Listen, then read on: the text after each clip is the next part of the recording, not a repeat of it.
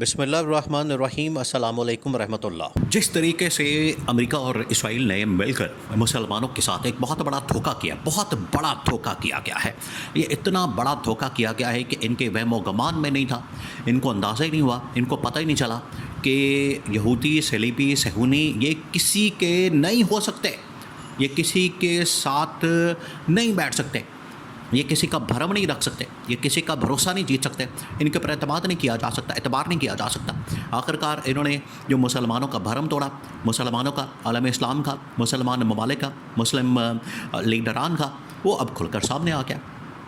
اور یہ جو دھوکہ کیا گیا ہے یہ بالکل ایسا ہی ہے کہ انہوں نے سچی دکھا کے کھبی ماری ہے۔ انہوں نے کہا تھا کہ اسرائیل کو تسلیم کر لیا جائے، اسرائیل کے ساتھ معاملات ٹھیک کر لیا جائے، ہم غزہ کے اندر اور یہ جو اس کا فلسطین کا علاقہ ہے ان کو چھوڑ کے چلے جائیں گے، ہم یہاں پر بالکل امن و امان قائم کر دیں گے، ہماری فوجیں وہاں پر نہیں آئیں گی، ہمارا حملہ نہیں ہوگا، یہ تمام چیزیں ان کی جانب سے کہی گئی تھیں اور انہوں نے یہ ان کو گارنٹی دی تھی۔ لیکن اب معاملہ بالکل الٹ نکلا ہے، یہ بہت بڑا دھوکہ کیا گیا ہے۔ اب آپ نے سین کو سمجھنا ہے، دیکھیں یہ اس وقت بہت بڑی خطرناک سچویشن پیدا ہونے والی ہے، بہت خطرناک، اور یہ عالم اسلام کے لیے ایک صحیح معنوں میں وہی حقیقی آزادی کی جدوجہد جو عمران خان پاکستان کے اندر کر رہا ہے، وہی عالمی سطح کے اوپر محمد بن سلمان کے سر پر یہ حقیقی آزادی کی جدوجہد کا جو ذمہ داری ہے وہ پڑ گئی ہے اور ان کے اوپر برڈن آ گیا ہے۔ اور محمد بن سلمان نے بھی اس حوالے سے تیاری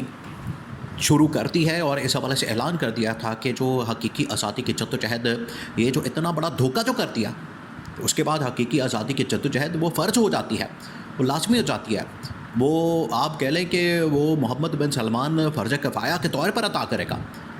کہ اس کی جو آزادی ہے، حقیقی آزادی کی جدوجہد، وہ پورے عالم اسلام کی ہوگی۔ جس طرح سے پاکستان کے اندر عمران خان حقیقی آزادی کی جو جدوجہد کر رہا ہے وہ پوری قوم کی جانب سے ہے، ایک لیڈر پوری قوم کی جانب سے جدوجہد کے اندر آپ دیکھیں انسانی حقوق کی بحالی، عدلیہ میڈیا کی آزادی، اس کے اندر جمہوریت کی بحالی اور ججز کی بحالی، پھر اس کے بعد روزگار کا فراہم کرنا، بے روزگاری کا خاتمہ، مہنگائی کا خاتمہ اور اکنامک اور پولیٹیکل سٹیبلٹی، یعنی ایک بہت ہی بڑا گرینڈ ایجنڈا ہے اس کے اندر حقیقی آزادی کے اندر۔ یہ بڑی وائڈ رینج قسم کی ہے عمران خان کی جو حقیقی آزادی کی جدوجہد ہے، بالکل اسی طریقے سے یہ حقیقی آزادی کی جدوجہد محمد بن سلمان نے بھی کہا ہے کہ میں اب اس کو لے کر چلوں گا۔ اور یہ جو ہمارے ساتھ ایک امن معاہدے کے نام کے اوپر اتنا بڑا دھوکہ کیا گیا ہے، اتنا بڑا دھوکہ، اب ہوا کیا؟ آپ نے اس کی بیک گراؤنڈ کو سمجھنا ہے اور اس کو پورے معاملے کو غور کرنا ہے۔ ذرا امیجن کریں آپ 2 منٹ کے لیے، فوکس کر رہے ہیں آپ نے، بالکل سیناریو دیکھیں کیا ان لوگوں نے بنا دیا۔ انہوں نے اصل میں قطر کے اوپر پہلے حملہ کیا، دوحہ کے اندر ملاقات ہوتی ہے، اس کے بعد سعودی عرب پاکستان کے ساتھ ایک ڈیل کر لیتا ہے، کیونکہ ان کو پتہ لگ جاتا ہے کہ اگلا سعودی عرب کو یہ اندازہ ہو جاتا ہے، اگلا ٹارگٹ ان کو پتہ ہے کہ اگلا ٹارگٹ سعودی عرب، اگلا ٹارگٹ سعودی عرب ہے، تو انہوں نے پہلے ہی پاکستان سے ایک معاہدہ کر لیا۔ اب ڈونلڈ ٹرمپ نے اور نیتن یاہو نے امریکہ کے اندر سب کو بلا لیا، مسلمان ممالک کو، اور انہیں وہاں پر بیٹھ کر آمنے سامنے ملاقات ایک تو کی 1 to 1، اور ان کو یہ گارنٹی دی، ان کو اس چیز کی ضمانت دی۔ گارنٹی دیکھیں، گارنٹی کے اوپر آپ 1 منٹ رک جائیں۔ گارنٹی یہ کیا گارنٹی نہیں دی گئی تھی قطر کو اس بات کی، جب وہاں پر کھولا گیا فوجی اڈہ، امریکہ نے وہاں پر اپنا فوجی اڈہ کھولا، تو یہ گارنٹی تھی اس بات کی کہ امریکہ کا اگر یہاں پر قطر کے اندر فوجی اڈہ ہوگا تو کوئی بھی ملک آپ کے اوپر اس طرح سے حملہ نہیں کرے گا۔ اور یہ حملہ پھر کس نے کیا؟ خود ہی اس کے اپنے اتحادی نے، اور خود امریکہ نے پیچھے بیٹھ کے یہ حملہ بھی کروا دیا۔ یعنی پھر گارنٹی تو فارغ ہو گئی، ان کی جو گارنٹیاں ہوتی ہیں وہ گارنٹیاں تو پھر ایسی نکلتی ہیں، یہ اپنی فوجی خود ہی مار دیتے ہیں، حملہ کر دیتے ہیں، اٹیک کر دیتے ہیں۔ ان کی جانب سے یہ جو گارنٹی دی گئی، ان کی جانب سے یہ جو ایک گارنٹی کا ڈرامہ کیا گیا اور ایک گارنٹی کا کھیل کھیلا گیا، ان کی جانب سے گارنٹی کا ایک ڈھکوسلا کیا گیا، وہ تو سارا کچھ کھل کے سامنے آ گیا، حقیقت کھل گئی کہ آپ نے یہ جو گارنٹی کا نام کے اوپر ہمارے ساتھ دھوکہ کیا۔ قطر نے کہا کہ یہ تو ایک اتنا بڑا دھوکہ کیا جس کو ہم کبھی بھی نہیں بھلا سکتے، کہ آپ نے ہماری خود مختاری کے اوپر، ہماری سلامتی کے اوپر، ہماری ساورینٹی کے اوپر، ہمارے ملک کے اوپر، ہماری سرزمین کے اوپر حملہ کر دیا۔ یہ ان کے لیے قابل قبول نہیں تھا. ادھر سے جب یہ مسئلہ سامنے آیا، جب یہ معاملہ سامنے آیا، ادھر سے ہوا یہ کہ سعودی عرب نے بھی دیکھ لیا کہ ہمارے اوپر حملہ ہو سکتا ہے. اب امریکہ نے یقین دہانیاں کروانا شروع کر دی. امریکہ نے کہا کہ اب ہم یقین دہانی کروائیں گے تاکہ ان کے اوپر حملہ نہ کیا جا سکے. لیکن یہ جو امریکہ کی یقین دہانی ہے یہ 24 گھنٹے نہیں نکال سکی، اور انہوں نے فلسطین کے متعلق، غزہ کے متعلق جو پلان شیئر کیا ہے وہ بڑا ہی خوفناک ہے.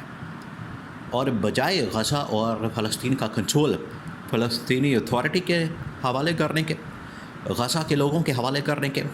فلسطینی لوگوں کے حوالے کرنے کے، فلسطینی عوام کے حوالے کرنے کے، جن کا حق ہے، جن کا ملک ہے، جن کی سرزمین ہے، اور جتنی دیر تک یروشلم آزاد نہیں ہوتا، بیت المقدس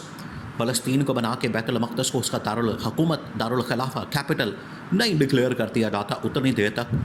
فلسطین اپنی جدوجہد سے پیچھے نہیں ہٹے گے. انہوں نے پکڑ کے تو یہ علاقہ غیر ملکیوں کے سپرد کر دیا، یعنی ایک برطانیہ کے سابق وزیر اعظم ٹونی بلیئر کے کھاتے میں ڈال دیا اور کہا کہ یہ ایک کمیٹی بنا دی جائے گی، وہ کمیٹی اس کا انتظام سنبھالے گی. نہ فلسطینی اتھارٹی، نہ حماس، نہ کوئی اور، بلکہ یہ انتظام سنبھالے گی. اور یہاں پر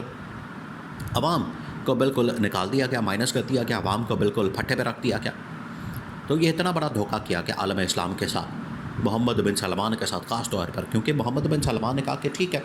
اگر امن و امان قائم کرنا ہے، فلسطین سے نکلنا ہے، آپ نے غزہ کے اندر یہ ایک کمیٹی بنانی ہے، تو ٹھیک ہے، ہم امن و امان کے لیے تیار ہیں، ہم بھرپور وہاں پر سپورٹ کرنے کے لیے تیار ہیں، ہم وہاں پر دن رات ایک کرنے کے لیے تیار ہیں. لیکن اس کے لیے آپ نے وہاں پر جو صحیح معنوں میں حکمرانی ہے اور وہاں پر جو حق کے حکمرانی ہے، یہ وہی ہے جس طرح سے پاکستان میں عمران خان کا مینڈیٹ چوری کر دیا گیا